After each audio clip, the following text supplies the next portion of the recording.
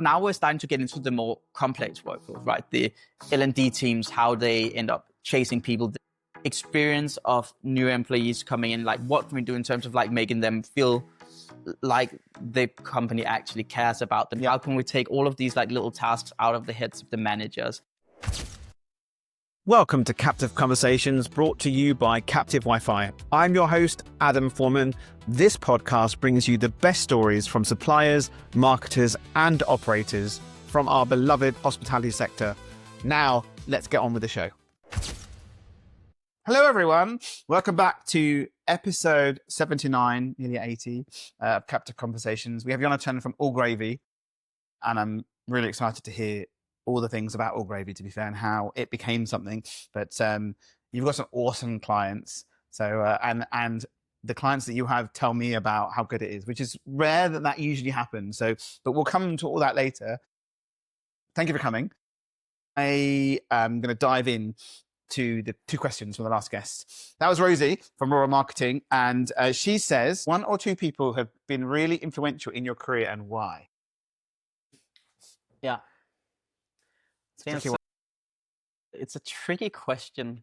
I've been in a lot of different places. I've learned a lot from like different people in my career. I would say actually the first proper thing I did was charity work, and I probably had the best leader I've ever had there. We were doing a project on footballers. We're getting like, so football is super like macho, right? And we're trying to like also find these footballers that want to do good, right, and like get them into some charity work.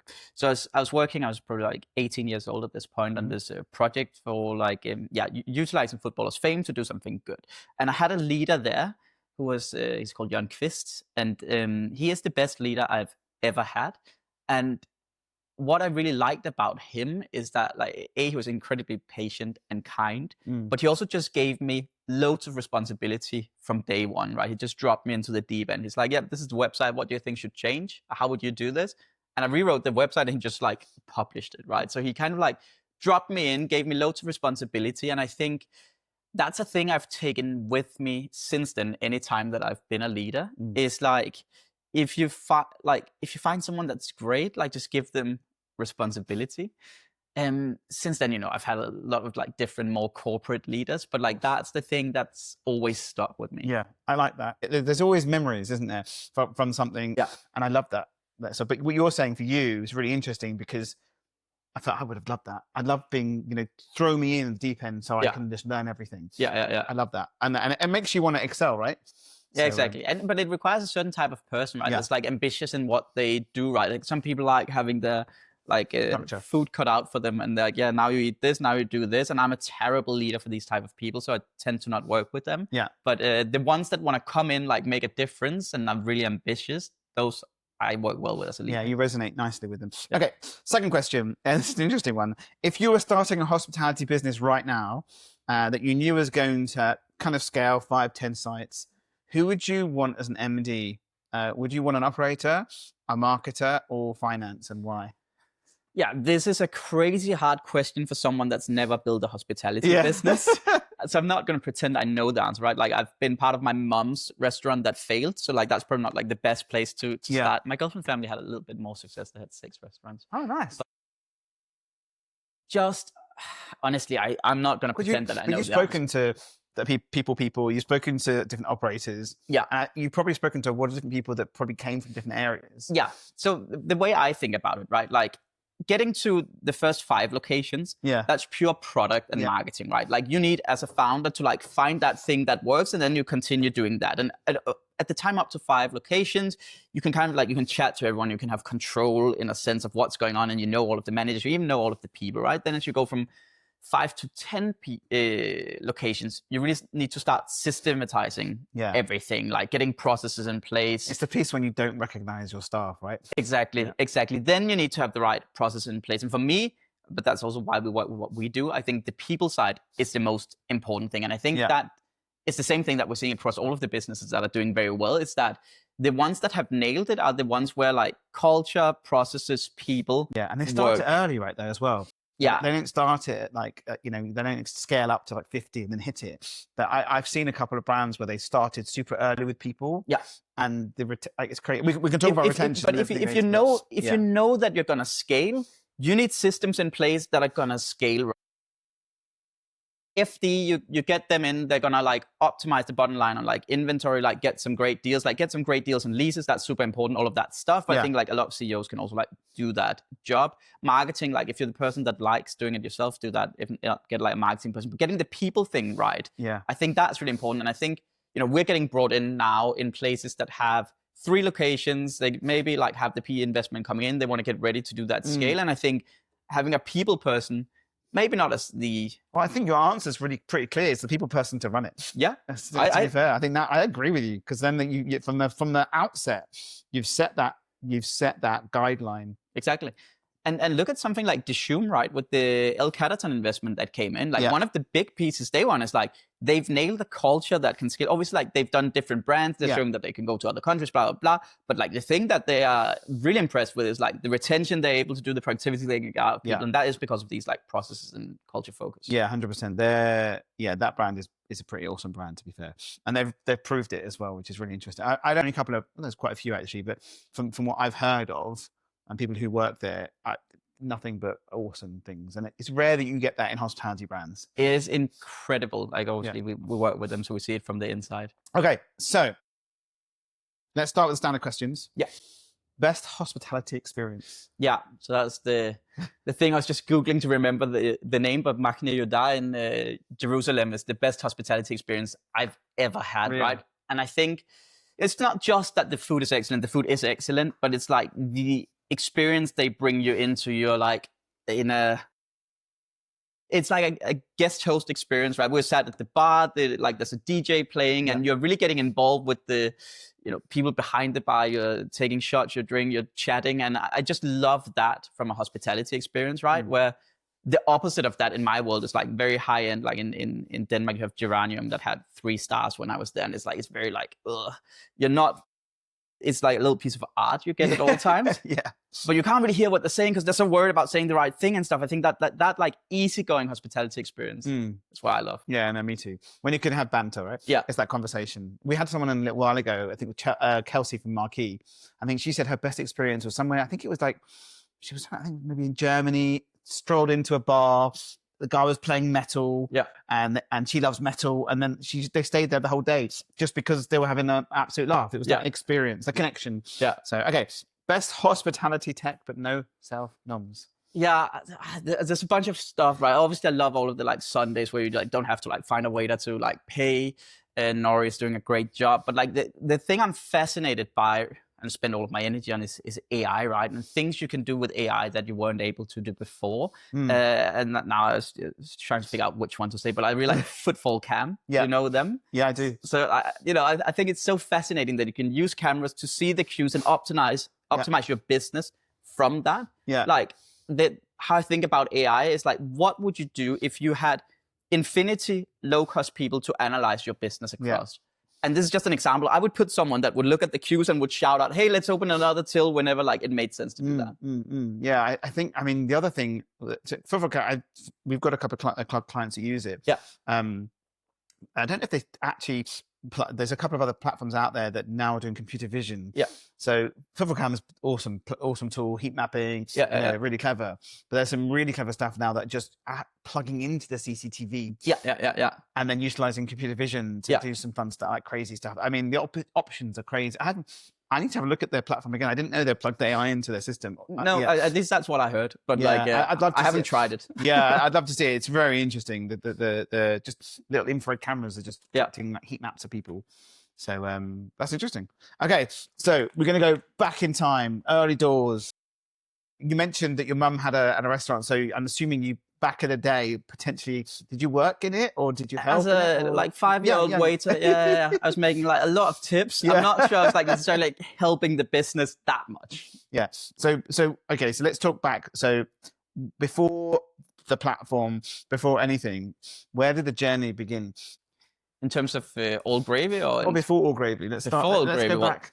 Yeah, so I came to the UK to study. I studied economics at Oxford and was like, oh, I want to be an international businessman. That was like a big thing for me. What's the like most obvious international businessman thing to do is strategy consulting, right? Yeah. So I did that with Oliver Wyman, working with private equity funds, with investment banks, working 80-hour weeks, doing Excel sheets, PowerPoints.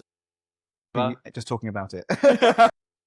No, like it was like crazy good for me for a while because like I'm inherently a super lazy person, and I think being in that kind of setting forces you to not be lazy, right? Like if you just have to deliver like loads of work, you just have to work in a different way, and like the quality you like force yourself to have is great. But then, you know, you look at the partners there and I like them, they're nice guys, but like their life was not a life I wanted to live, right? They're like answering emails at 2 a.m., at 6 a.m. They're all like, you know, divorced, like hating life. It just didn't look like consistent fun. work. Yeah. Work is life. Yeah, it's like, this is what I'm aiming. I'm working 80 hours to get to that point. And I'm like, shit, that's not what I want to do. Yeah. So eventually I just quit. I was like, okay, I've tried this. I've kind of like done the different things, like started at the bottom, became a project manager. So just quit, right? And spent, luckily you get these nice like year-end bonuses in that industry. So I like quit just when I got that. And I'm like, okay, I'm going to do a bunch of yoga and try and figure out like, what's my life going to be about? And it was at the same time that like, there's the rise of like tech companies, like Uber just came to London and Revolut was becoming a thing. And some friends were starting to work at Google and stuff. And I was like, okay, this technology thing seems pretty cool. So I moved back to Copenhagen because I got the opportunity to work with a venture studio, which was like, because I was still like a little bit of a chicken, right? I didn't just want to like build a company because I was worried if I could or whatever. So I moved back to Copenhagen to like a safe little setting in a venture studio where they taught me how to come up with ideas, get them to MVP, like do the user research, like, and then we put money into them and found entrepreneurs to run the companies. So I did that in a safe setting. Then I built a small company with a friend. So hold on, did you work for the company that did that? Yeah. Sweet. So you were actually sort of helping, you were learning, one, how that works, and then two, helping that those companies grow. Yeah, become a company. Exactly. Normally you hear it, I've gone to an accelerator, I've done a lot of that, but you sort of done the other way around. That's so interesting. Yeah, you learn all the tricks. Yeah. But that was my thinking, right? Because I was just like, oh, it seems pretty risky to make a company. I want to learn how to do that. So it's very much like, got a steady salary. I was doing the 0 to 1, right? Here's an idea. Let's go test if that's going to work. And then when we found something that was nice, then we found other people to go run those companies. So I was like, okay, now I've done that. Then at the office we're working, there's another guy doing a company and he pivoted, fired everyone. I was like, yeah, let me come in there. So we build a little business together. Not like the venture backed one, just like a bootstrap one, basically. But it ended up being a... What was that? What can you share? Yeah, it's like, it's just super niche. Like in private equity funds wanting to invest in it's quite boring. Wanting to invest in companies, let's say they want to invest in something that has like, builds little things for jet engines. They don't know anything about this and they need really quickly to get to that understanding. We were specialized in headhunting people for that. They paid us also money for that. So it's a nice business. I just did that for 6 months actually, because I came in, we were a tech company. I was like, no one needs this tech. Let's just build like a premium service firm. But the issue is I wanted to be in tech. So I came in, helped change the strategy. We built a company up to 10 people, fully funded just from revenue. I was like, this is not for me. Like I want to get into tech. So I quit. Then I got like 5 job offers from every like board member that was there. One of them had just got into a company called GetY, which was a tech company. It's like, we're building the next unicorn out of Denmark. Come in and help us. So I joined that company when they were about 20 people at $1 million of revenue a year.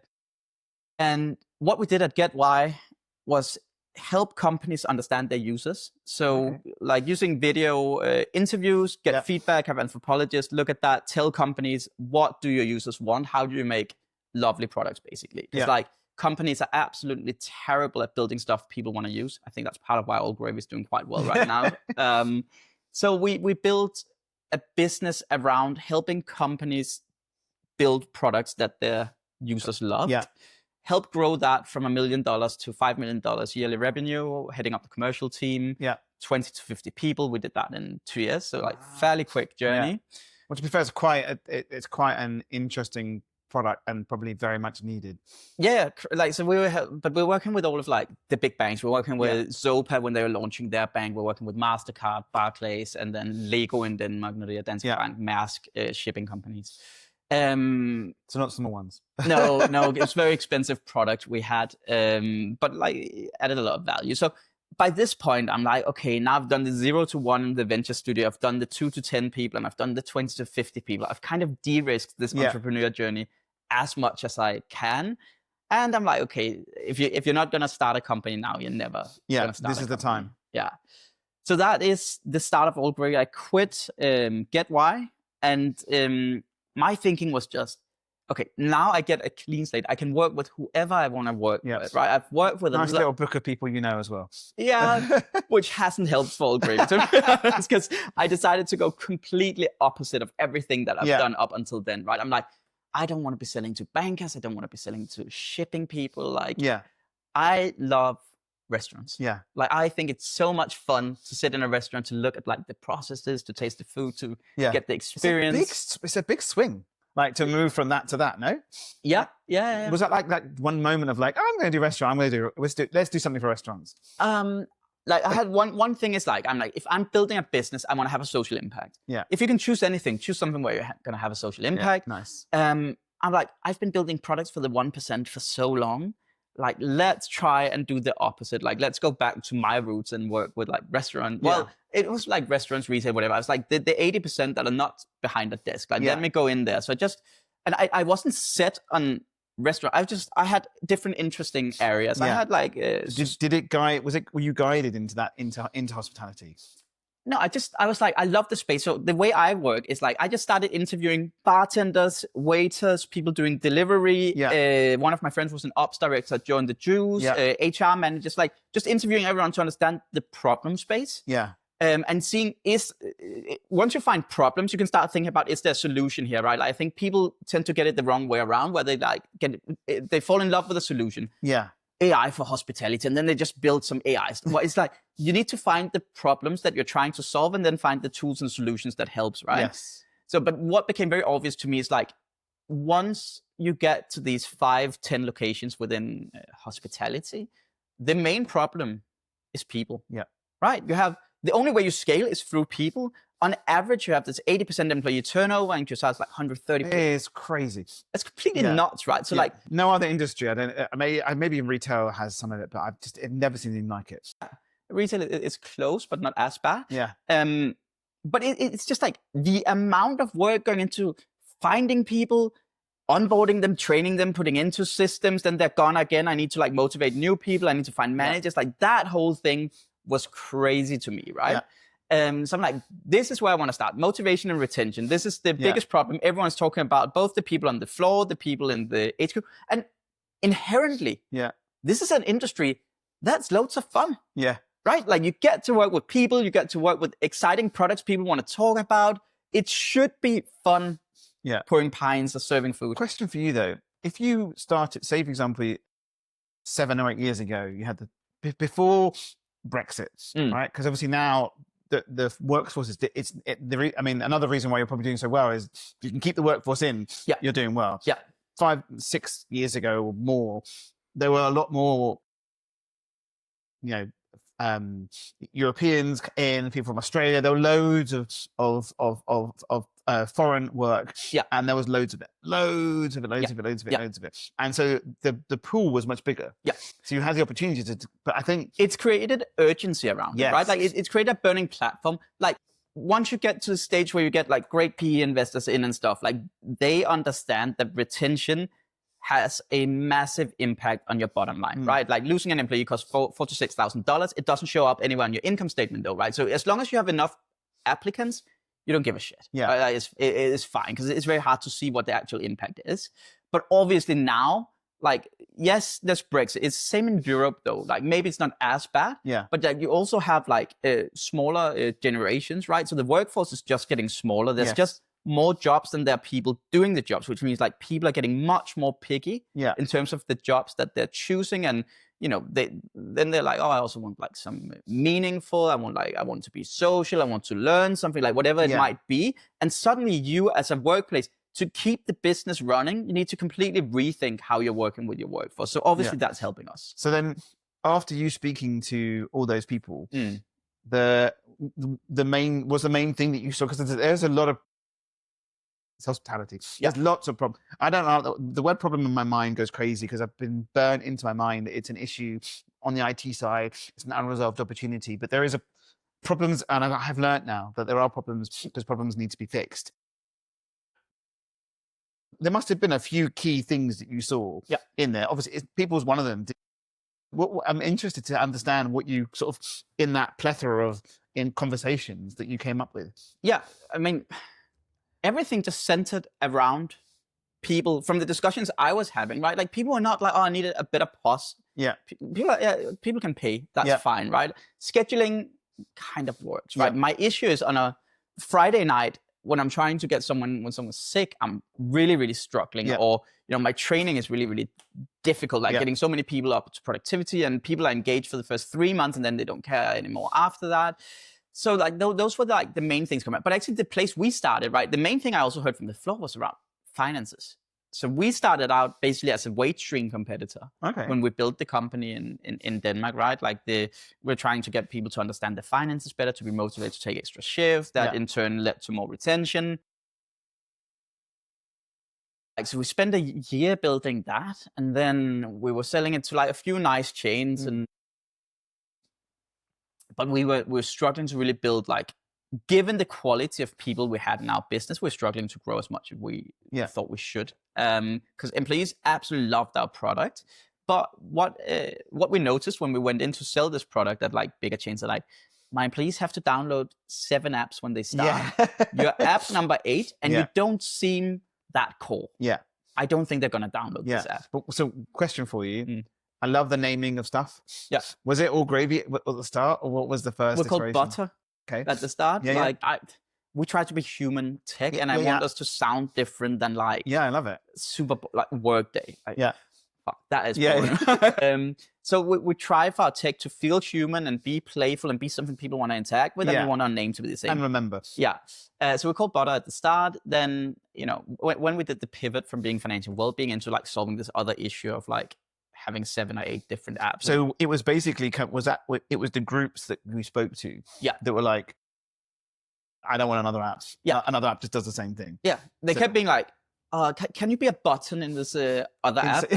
I'm like, we've built a Ferrari and you want us to like go into like a Skoda or whatever, right? Like, it doesn't make sense. But then we're like, okay, they kept saying this to us, and suddenly we're like, actually, this is a much bigger problem that they have these 4, 5, 6 different apps. We looked at the apps and we're like, they kind of suck. And then we spoke to users of the app, and they're like, I never use it. I just like text people or go on WhatsApp or whatever, right? And they're all cool. And we're like, okay, so they have these apps in place, right? They want to solve communication, pre-boarding, onboarding. They want to solve like engagement with like little polls.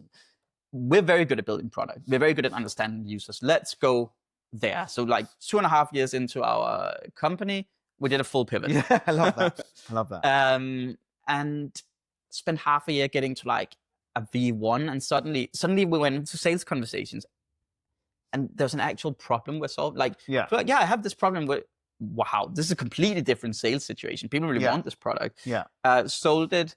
At the start, people got a bit angry because it kind of sucked, right? But then we got a lot better, and at some point, suddenly, you learn, right? The nice thing that you have when you start building, if you can get the early people in, it might suck. Right? I think our platform was horrific when we first built it. It was terrible. Like literally, we had no dashboard. It was just horrific, and the buy-in is awesome. I think the benefit you have is, the nice thing you had is you had those clients so the clients that you had previously, were they well up for utilizing the sort of like coming in and helping you and testing? Because that was part of the thing. Because like the clients we had were already convinced about the financial well-being thing, right? So they're like, well, like, you have these other apps, why don't we just like collapse that into a single app? So that was a sell, right? And then like, oh, but I don't have, like, then they came in and, oh, you're missing this feature, that feature. And then they're like, we're just building, we're just listening to them, listening to the users, trying to innovate, but also like they just came from an expectation they had that we need to like deliver on. But then at some point we're like, okay, now we're actually starting to be the best product out there. And we got into the innovation phase where we're like, learning completely sucks in this world, right? Like there's some old school players out there. They probably were very good at some point, Yeah. but they completely missed the boat on what like young people wanted to learn. Honestly, I have a client. I remember we did a setup at a client, and the ATS system that they had, a training. Yeah. He was going through it all, and he was sitting on his laptop, and this is what happened. The guy went like this, and then he grabbed the table and blinked. Yeah. And then he got off and went to make a coffee, and the video's still going. And then he came back, and he was like, "Yeah, tick." Yeah. And I was like, "What was that?" He goes, I got it because of compliance. We've all done it. Yeah. Like I also did it in consulting, right? I had to sit through these like terrible videos, it was like in the background, like on mute, right? It's like, okay, let's try and make this fun. Let's try and engage people, right? And suddenly we're starting to have something that's quite unique, which we didn't realize at the time necessarily. Okay, we're unique in Denmark. So hold on. So you got the financial well-being piece. Yeah. Was messaging in there yet? No. So the first piece was a financial piece, and then you pivoted to the learning. So we did financial well-being, then we did insights, right? The other thing I realized is like, what we did with financial well-being was like we improved retention and amount of shifts taken per employee. Yes. That was giving the staff the flexibility to mix and match a change rather than having to email someone. Yes, if you take it, you could see a shift and you can see how much you earn per shift. Yeah. And if you took an extra shift, you could do a like earned wage access thing, like you pay yourself a little bit and you could do your savings and your budgets and stuff. Oh, sweet. So you could see, I want to do these savings, so should I actually take 2 extra shifts? So that's like that whole piece there, right? Nice. I'm now selling a product we don't sell anymore. Yeah. But, at the beginning. So, but then I was going into sales conversation with like HR leaders. I'm like, well, what's your retention like today? I don't know. How do you not know that? Like that's literally your KPI to own in the business. Yeah. I was just shocked that they didn't know. So then we built the insights dashboard. Then we built the engagement piece, the pulse, like the little, you can choose either sad smiley, happy smiley in between. So you start getting some signal data and your churn. Understand. Yeah. Because we're like, well, we want to capture that before the churn, right? That's basically the plan. Exactly, right? So we're like, well, what we've always tried to do. No one ever asks except for that. And unless you've got a really good GM, no one's ever going to ask you, how was your day? Exactly. Yeah. And the really interesting piece of that is if someone just says it was okay. Yeah. They're going to be okay, and they walk off. Yeah. But the interesting thing, if you can understand it, you know that okay isn't a bad indicator. Yeah. Right. So it's super interesting when you talk about it, because there's certain keywords that you can feed into the platform that you know that it's going to be a problem. Yeah. And the manager now has so much to do on a daily basis. And we always talk about resource and everything else. Yeah, that's the thing. Like, and that's what we're trying to solve overall. It's like your GMs should be focused on people and service, right? But at the moment, their head is filled up with like 1,000 different like to-do lists, like things to remember, or there's a new starter I need to remember, like this piece of paper, like all of that stuff. That just means that they don't get to be great managers, right? And their job is already super hard, right? They've been maybe 2, 3, sometimes they've been longer in the industry, but a lot of them like get promoted really quickly because they have to in this industry, right? And it's just a mess. So that's what we're trying to say. Anyways, start with financial well-being, then insights and data, polls. So the insights, but was basically, you're saying it was more like asking how. We started like, because we're plugged into the workforce management system. So we know every role, every location, when they start, when they stop. So we're just like, why so you pulled out the data from there as well. Yeah, why isn't anyone showing them this data? Like it's right there. So we did that. Then we added the soft data. And then we started doing the learning, the knowledge-based learning. Then we added the comms, then the to-do lists. Yeah.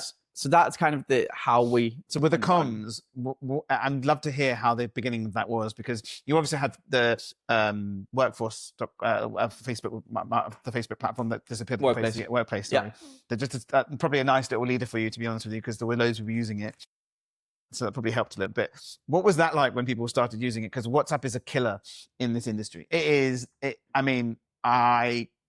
kills me. Yeah. Just the amount of WhatsApp that is used, obviously not compliant, people leave and so on.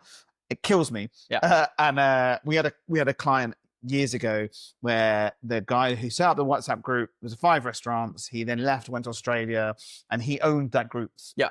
And abuse held to, and it ended up like 3 months. Everyone had to leave the group and create a new group. Yeah.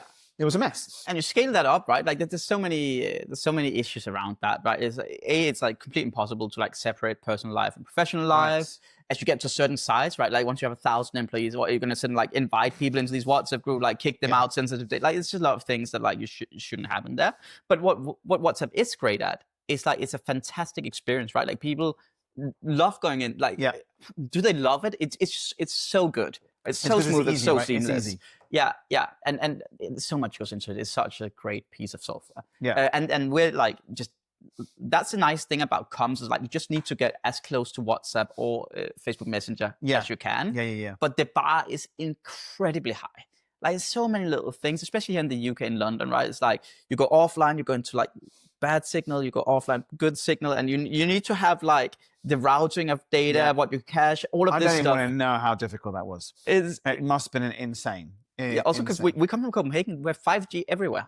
This wasn't a problem, right? So then we're selling into London, and that's why the eye opener. Seriously, it's crazy. Yeah, like because people got so angry.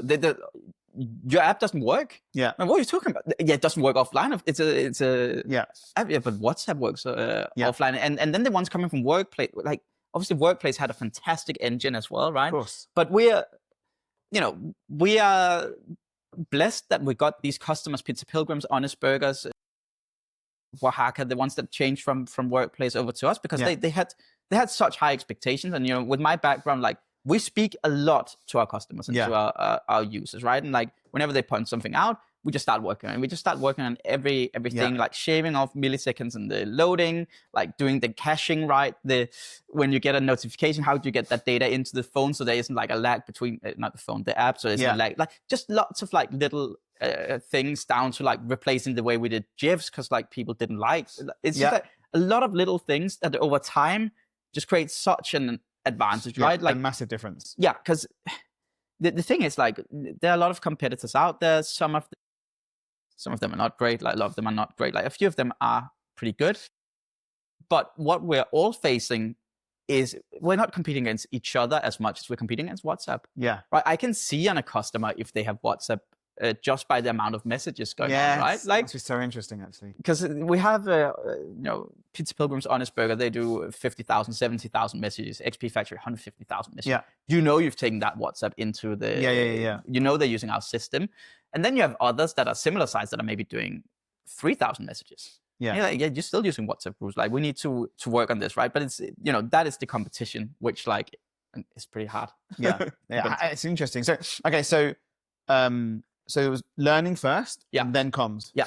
Nice. And then so did you load the learning for them, or was that more of them loading the learning themselves? Or obviously there's compliance and everything else as well. Is that something? That's something that the compliance came later than the learning. We started with the learning management system because we looked at, we had 7-Eleven as a customer in Denmark, a huge customer. Yeah. And they were using one of the learning management systems there. We got European bartending school across Europe. Yeah.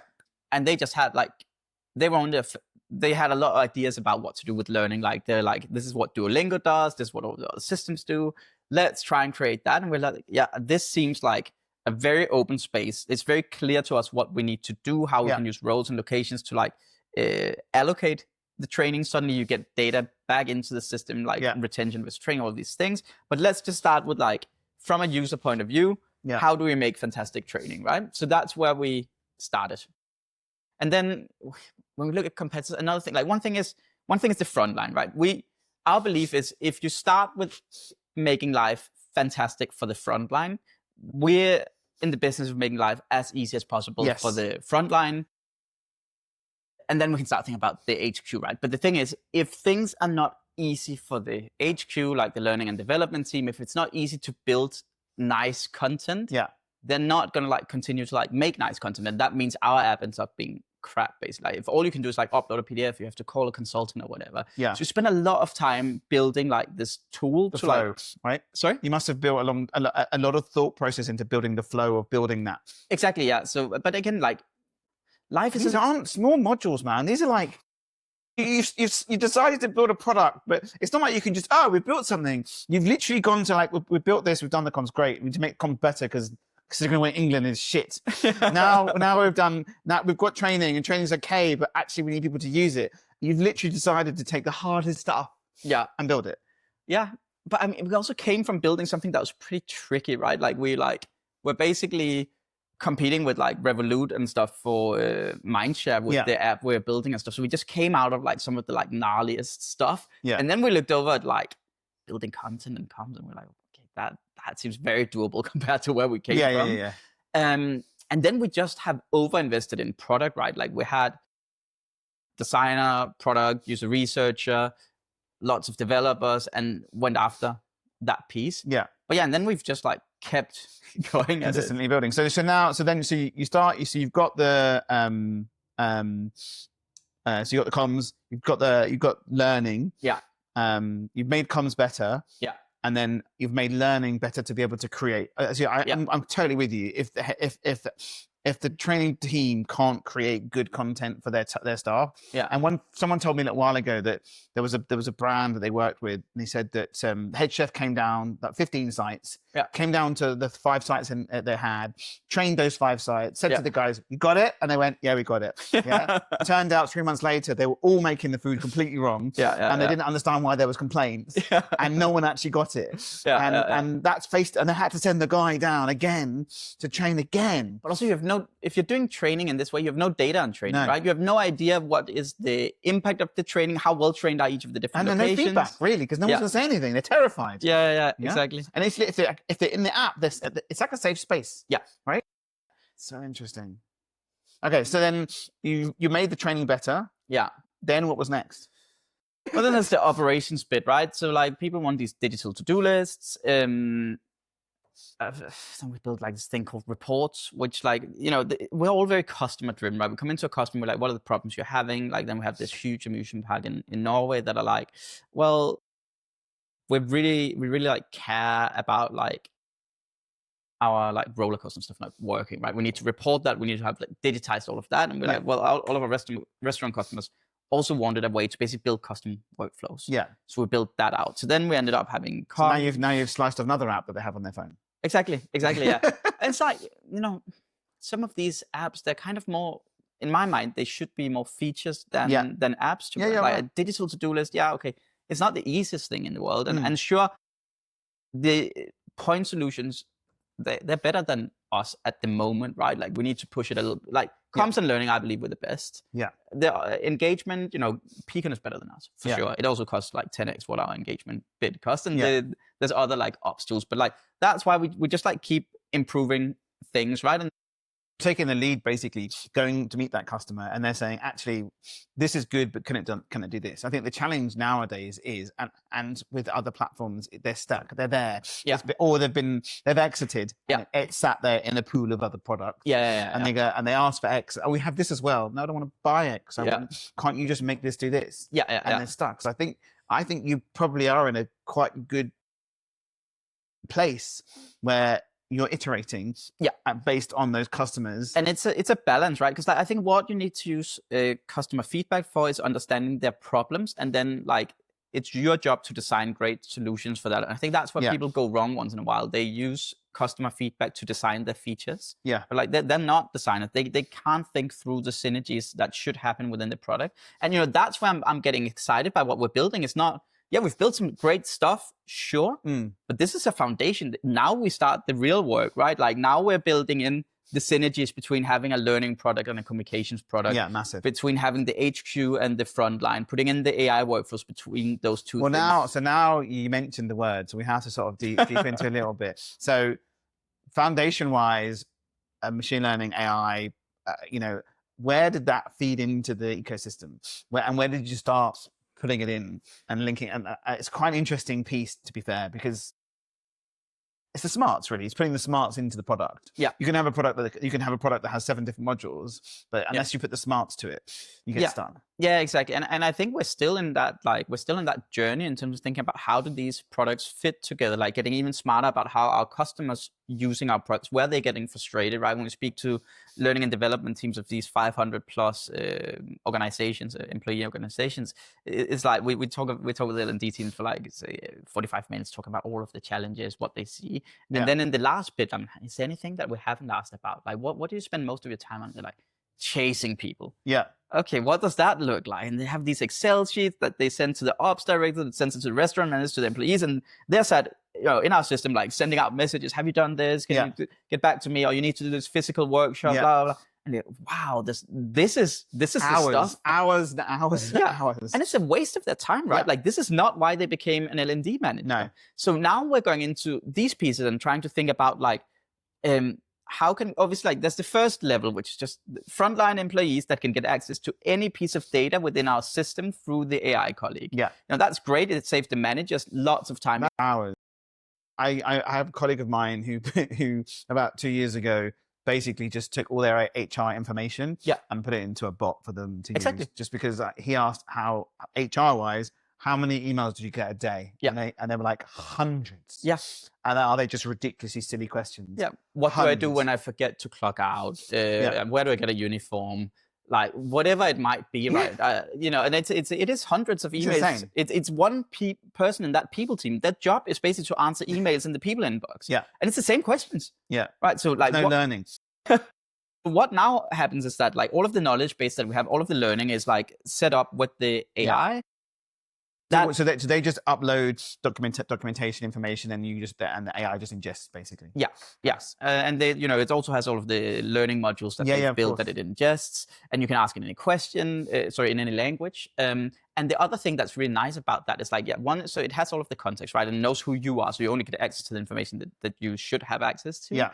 But the other thing is that, and we didn't think about this when we built it, but the questions that are not getting answered, suddenly you're seeing what the frontline is asking, and you can start answering them. So like it's what a lot of our customers say is that they train in that buffer, right? So there's buffer of all these questions that aren't being answered. Yeah. And then they can build out that content to like make it smarter. So all of that tacit knowledge in the organization suddenly starts being explicit, and you can actually access that. And then it's a little less important that you're losing a lot of people because that knowledge stays. Obviously, you're still trying to retain more people, but that is very cool. But this is such a like simple thing to like the AI colleague. It gives a lot of value. Yeah. But now we're starting to get into the more complex workflows, right? The L&D teams, how they end up chasing people, the experience of new employees coming in, like what can we do in terms of like making them feel like the company actually cares about them. How can we take all of these like little tasks out of the heads of the managers? So going in and really, it's like the message from the CEO. Pop that message in the CEO, make it customized. I mean, customize that little message for the CEO. Yeah, he sends a WhatsApp to someone, whatever.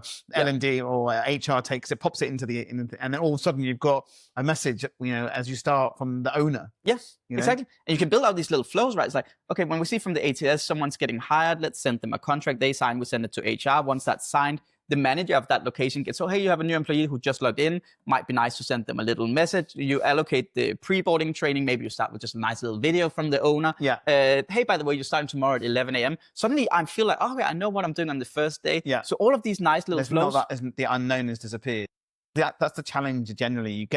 You start work, and if they haven't got good training in place, you arrive and sat there for an hour until someone goes, oh, that's a new guy. Yeah, and maybe the manager doesn't even know you're coming in, right? And I think all of these bits, we can just make such like great experiences using AI, using automations, whatever we want to call it. Like sometimes it's AI, sometimes it's something else, but we're just giving them that like connective tissue between all of the different parts of our app. So we're building out this workflow editor where anyone can just like, they can just use language. When a new employee starts, send them a contract, send their manager a message. Okay. Natural language will just convert it into and then it builds out the workflow, and then you can play around with that workflow. Nice. So you build in like a drag and drop. So it creates the workflow, and then they can tweak how they want that to work. Exactly. Nice. Yeah.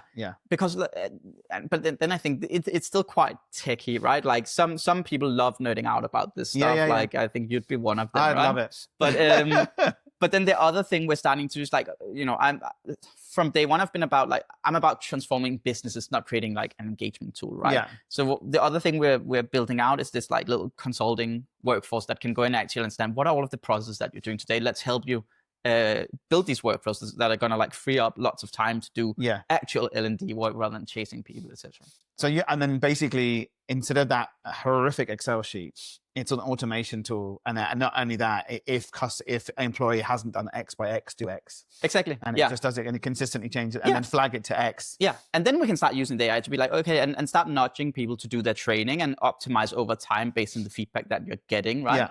Yeah, so, and benefit for doing more training, I guess, right? Exactly. I know who your top tier people are using. You know how many people are actually using the tool. Yeah, you've got I guess a leaderboard of which staff are using the platform more than others. Yeah.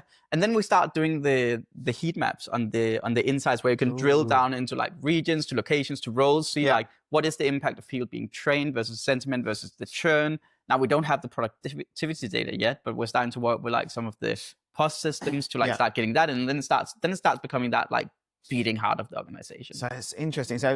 So do you see in future even drilling into that staff member or that amount of sales? I remember, so they're called Century now, Centegra back in the day. They do like Leon and others. Awesome platform, great team. They were like before. Back in the day, there were the QS. If you're a QSR, you'd have their platform. Yeah. And I remember meeting Tom Bell. He's in America at the moment, and he's like, "This is the analytic. This is the data platform," and it was Excel. I'm running connected to the Cube. He called it the Cube. And you go in, he'd basically like, right, this is Leon. I'm going to show you who sold the most chicken burgers in which store. Yeah. And then you just literally clicked a few buttons. Nowadays, obviously, it's in a beautiful UI and so on.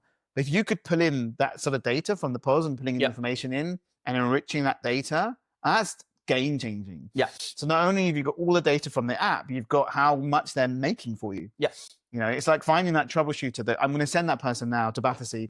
Is there anything? Yeah. You know, and this is a whole layer, like the whole talent management layer, I think is also missing across tools. And like, it's because you need to build so much foundation to be able to do that. And now we've built the foundation, we can start going into that, like success planning and all of these things that I think are quite exciting. Yeah, but it's quite, I mean, you sort of made the platform endless. It feels like if a customer comes to you and actually, can you do this? Listen, you are working with some small ones, but you're working with some bigger groups. And the benefit you have is when you work with a bigger group, maybe it's not a benefit, is that we want this, and you're like, okay, this is something we're going to have to look at. Yeah. Right? Yeah, but I think like we're quite good at like, they say they want that. Then we test with other, because we have a lot of groups now. We're like, is this actually something that's interesting that'll save time for you? Even if 7 or 8 of them say yes, you know you're winning. Yeah, exactly. Yeah. So is it good buy-in? Yeah. Amazing. And I think companies also like partnering with us because we are quite agile. Like we do listen to what they say, right? Like we can't deliver on everything, especially like with the breadth that we're having now. But but it just creates like this like very like virtuous cycle. We get feedback, we deliver on feedback, we get more customers that give us more feedback. We can afford more developers. As I said, not everyone's doing it. There are products out there that are just there. Yeah. And the big difference is what you're saying is that when you get enough people saying I want X, and you see the value in it, or not even the value in it, but there's a need for it. You're being agile and making iterations, like even in the comms you were saying, making those tweaks, making those changes. It's not common. If you're a freaking Amazon, maybe it's common. But even it's rare. So I give you props for doing it. It's hard as well in a platform that is is rolled out to so many people. The testing alone for just doing small tweaks must be crazy. Yeah. So back to, just want to touch on the AI stuff. So so you've got the natural language search for the flow. Is the plan to try and bring that all together using that sort of like AI piece so it can feed from everything?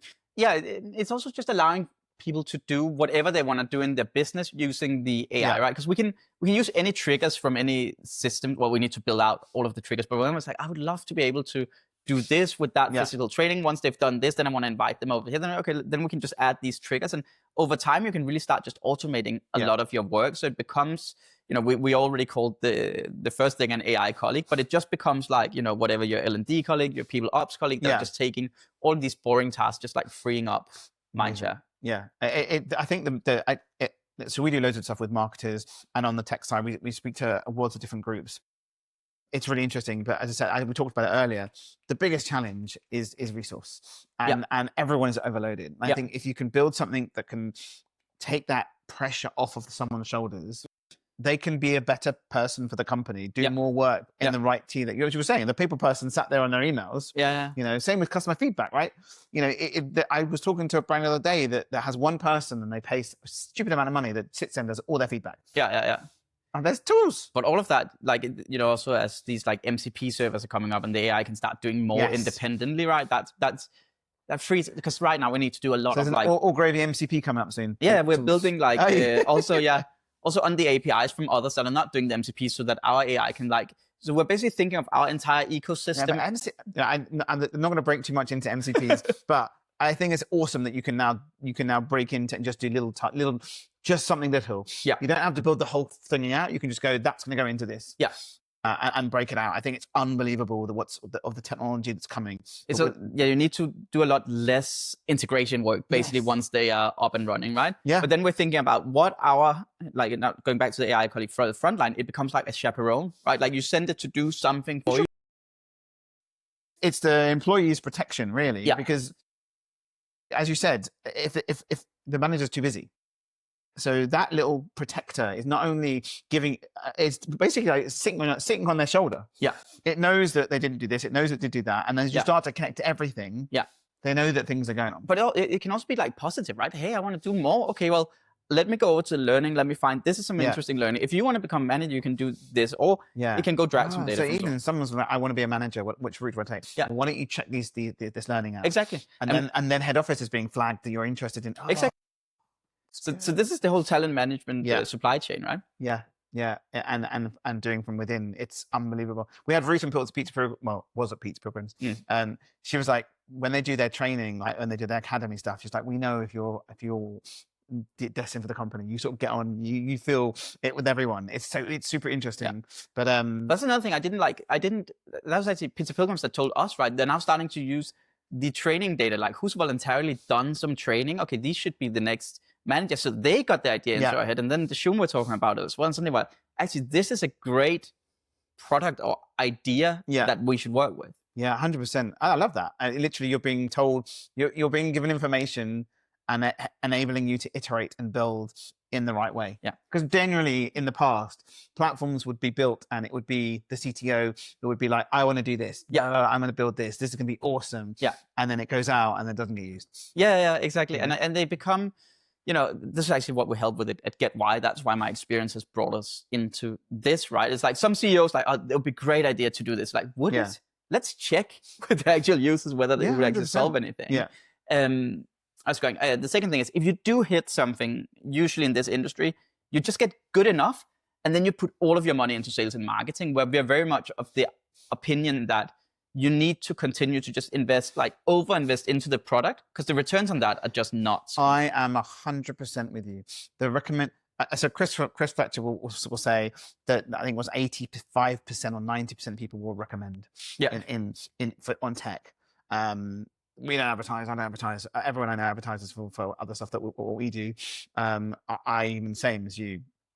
Someone calls us and says, "Can you do X?" Yeah, that's easy. We can do that. Yeah, done, boom, done, finished. Or we want to build this, and can you change this? Or can we blah blah blah? Yeah, that's not a problem. You know, and not an issue. Or we see value in it. It's amazing. You know, we spoke to a one-site group literally today. Not group, it's a one-siter, and their web guy is getting really excited about doing stuff. I was like, you can do it already. He's like, really? Yeah. So I think 100% agree with you. And then as you start to do what you do, the referral piece is unbelievable, because they will be like, did you know that we people talk about it? Yeah. And then as people move from place to place, it's mental. I think I give you props for that as well. It's normally at this stage, you're right, people are throwing all their money into sales and marketing. Yeah. Everything, going into conferences, literally doing the big old, spending 10 grand on whatever and so on. Yeah. So spend that on development, make it unbelievable. Yeah. So that's fantastic. That's amazing. It's awesome. Sorry, my brain's going. I love that. I love that idea. It's amazing. But again, it's probably learning from your past as well, understanding how things work. And so you're taking a different take on typical founder. Yeah. Right. It's not normal. What you're doing isn't normal. It's not. You're completely doing it like the other way around. Yeah. Right. Our first hire ever was a user researcher. Like that's like where we start. And I think it's there's also because like, yes, I come from the restaurant industry, and since my family's there, but I came from like investment banking kind of style, right? Like, so I can't pretend to know what's good for someone working in rest. I need to go speak to them. That's the only way I can do it. Yeah, no, I 100% agree. And just asking those questions makes a huge change, right? You learn so much. So do you now have like an advisory board, or are you just genuinely staying in touch with those key people? We haven't like formalized it as such, but like whenever I'm here, like I'm just like meeting people for coffees and like getting their inputs into it.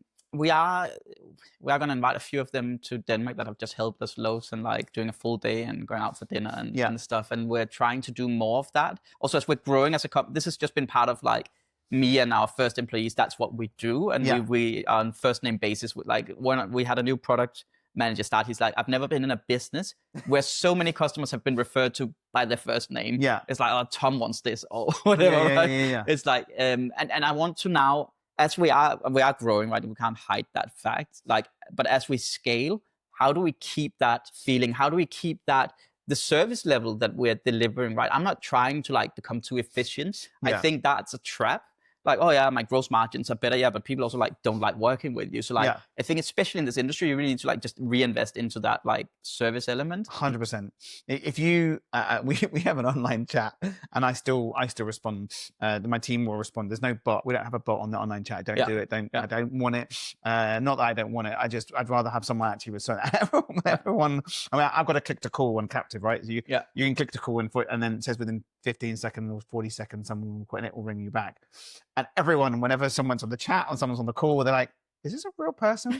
I'm like, yeah. They're like, oh, yeah, I went on someone's chat. And then we have the same thing in our app. We have a real person answering people within our app, right? And we have like 30,000 users, something like that now. And we still have like real... It's so important. It's so important. Like, I mean, knowledge-based stuff, but if someone asks a question, you've got to be there. And in hospitality, they want... It's hilarious. People who want to book a restaurant, old school, want to call and phone. People in hospitality, when they want to ask something. They want someone to answer. So this has been really interesting. I could probably talk with you for another hour on everything. So I'm going to give you a round of applause. Thank you. And my last question actually was an interesting one, really. So this was looking ahead. What do you see as the next frontier for Allgravy in terms of technology, workforce dynamics, and business model? How are you preparing to tackle the frontier of frontline tech with AI at the heart? We've done some of it, but can you share what's coming? Yeah, I think there's the world. three big elements, right? One is this like AI workflow engine, which is really, really broad and can do anything across like our ecosystem.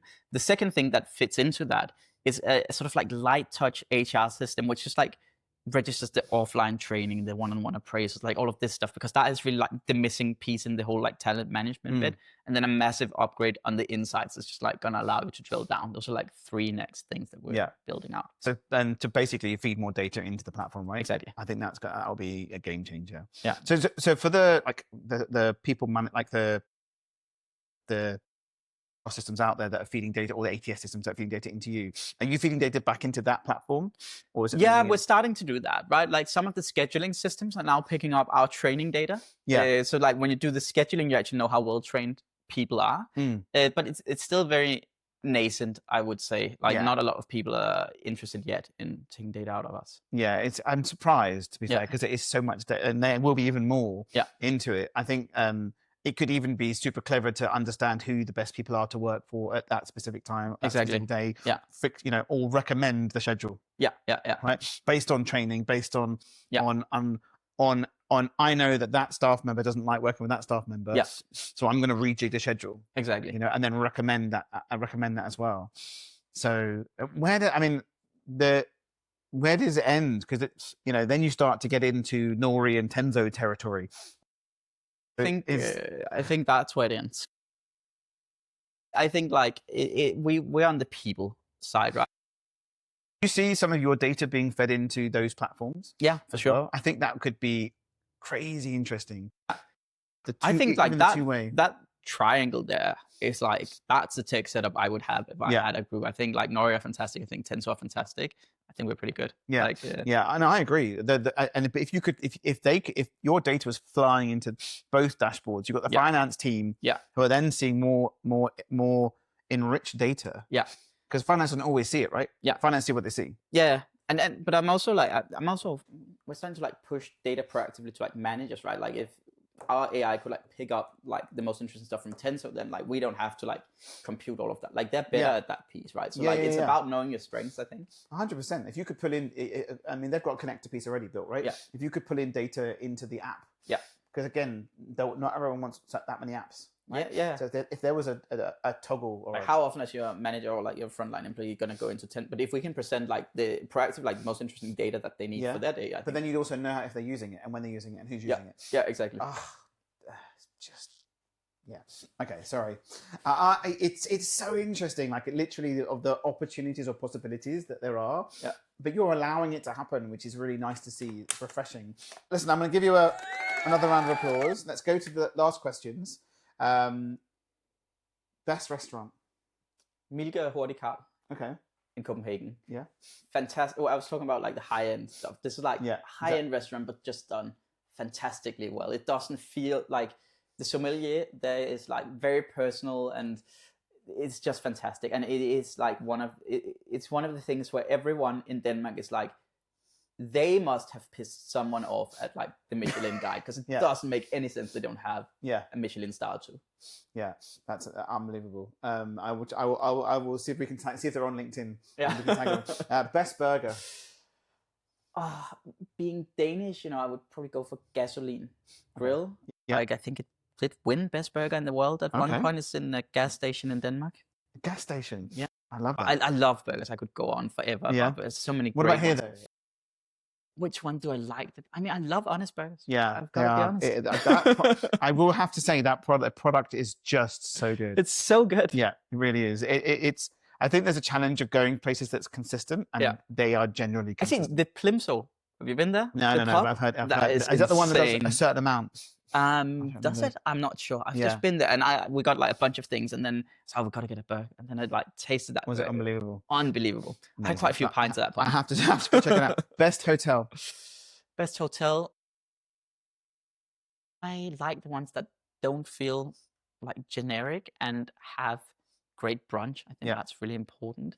I'm gonna go Nobis, which like it's a bit bad, like Nobis in Stockholm, because it does feel a little bit generic, but like the brunch is insane. No, I'm definitely food driven as well. Okay, 2 questions for the next guest. Yes, and I was supposed to prepare them. I think one question that I just love is like, what's a chip on your shoulder you have that gives you drive? Yeah, nice. Second question, I didn't prepare these. Maybe what are the 3 things you look for in a hire? Okay, I'm very people driven. Yeah, I can see that. That's awesome. No, it's good. It's good. I'm just trying to think who we have coming up next. Yeah, I think this will be a good one actually. So yeah, fantastic. Listen, thank you so much. I'm going to give you another round of applause that everyone can hear. So you can give everyone a wave goodbye. Cheers. And thank you so much.